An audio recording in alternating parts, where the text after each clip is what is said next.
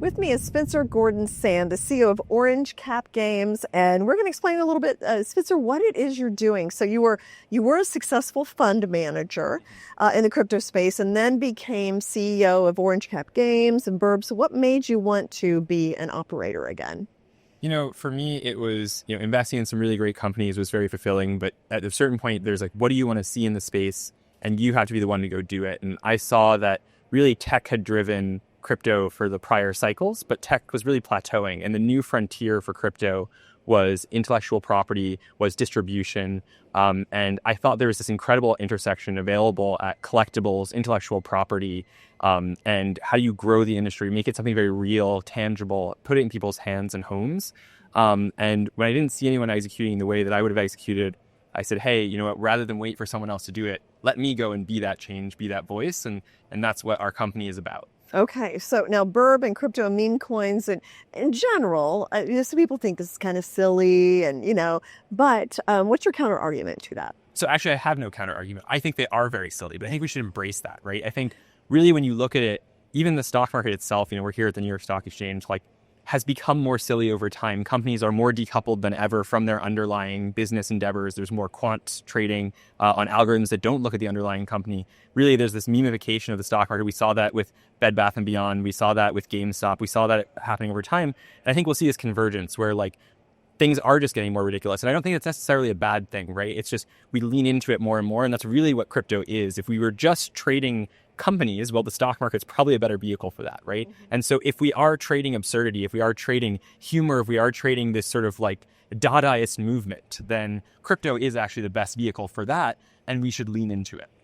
Now, you acquired the Moonbirds IP from Kevin Rose at Yuga Labs. So why that instead of launching your own IP? I think when we look at intellectual property, there's a few things I believe very firmly, one of which is digitally native intellectual property is the next wave, right? And then crypto native intellectual property is the next wave as well. But when you look, what was the golden age of crypto IP? And I think the golden age is an important term. Think about comics, for example. When was the last time you heard of a new superhero? Probably never, right? Almost every superhero comes from the 1940s and the 1950s, which is the golden age of comics. But they're still relevant today. To me, NFTs in their original form was the first time intellectual property in crypto broke out into the mainstream. And so reviving a brand that's from the era when intellectual property in crypto was its biggest is better than starting from scratch. And that's why we were so excited to acquire the Moonbirds brand. There's actually over $1 billion of trading volume on Moonbirds NFT assets already. And now, crypto and collectibles have both seen huge growth over the past year. So do you think this is a bubble?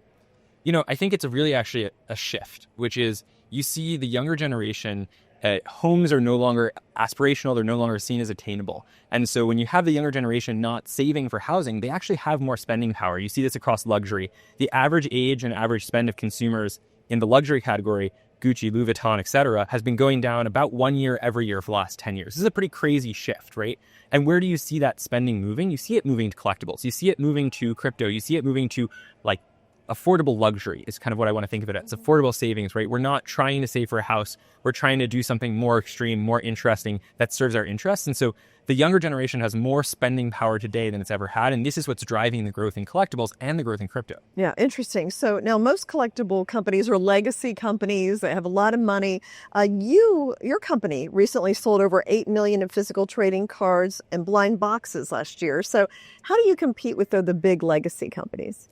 Yeah, I think it's, what do you think the cutting edge and the frontier of the industry is, right? I think what we see in the collectibles industry, where I come from before crypto, is a huge interest in bringing in that marginal consumer that comes from crypto into the space of collectibles, right?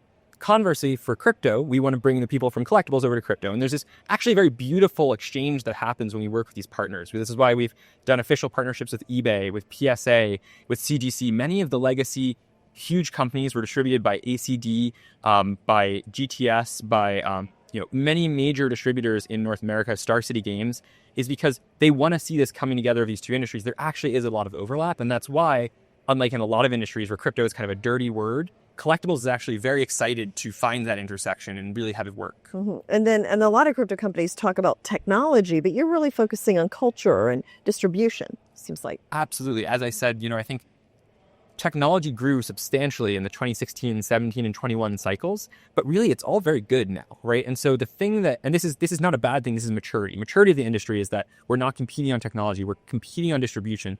If what is important here is the memetics, if what's important here is the silliness of this all, then let's be the most silly, let's be the most memetic, let's distribute the most. As we're building Burb, the brand, one thing that I always think about is Doge, which is one of the biggest memes in all of crypto, right? It's a 4-letter misspelling of an animal name.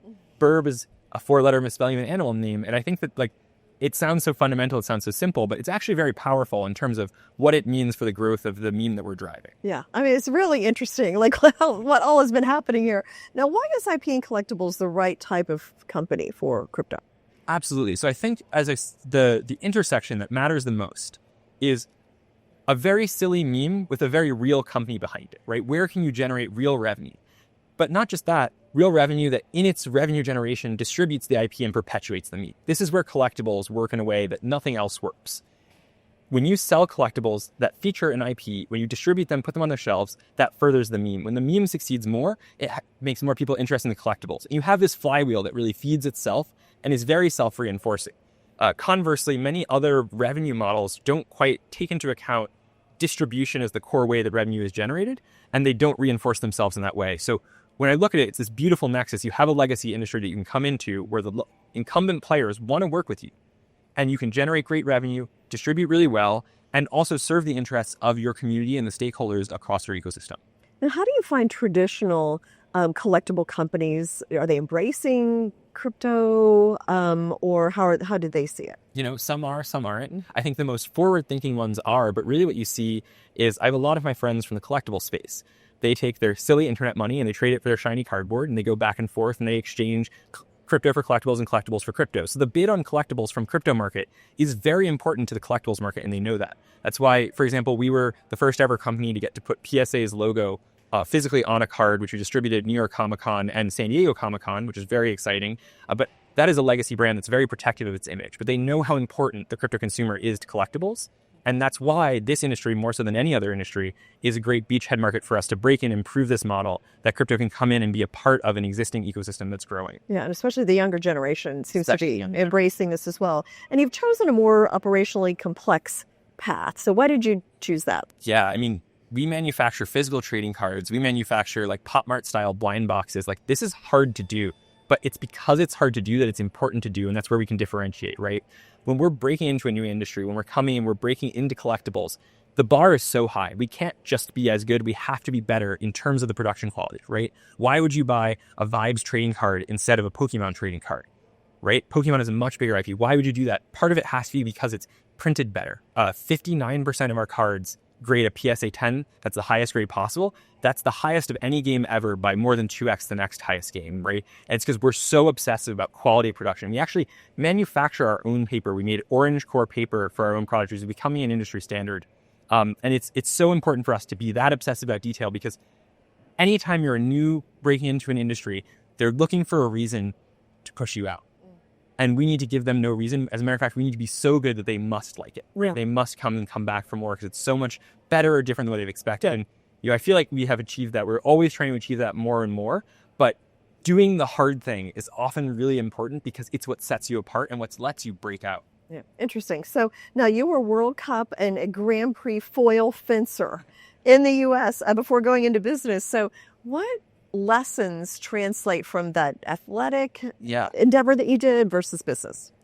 I think it's really important that, as an athlete, you learn a lot of things in life. One of which is you learn how to win, but you really learn how to lose and get back up and try again and work really hard. And you also realize that things aren't earned. And I think, athletics and fencing and competing at a very high level has taught me is, as long as you get back up and you go to the next competition, you go in with a winning mindset, you can. And I think that's one of the most important lessons that I've taken into business is we don't have to get everything right every single time, but we need to learn from every mistake we make, and it can't demoralize us. It has to inspire us every time to get back up, be better, be stronger, go out there and just win more. Yeah. Okay. Good advice. Thank you so much for coming and sharing this story. Yes. Thank you so much for having me.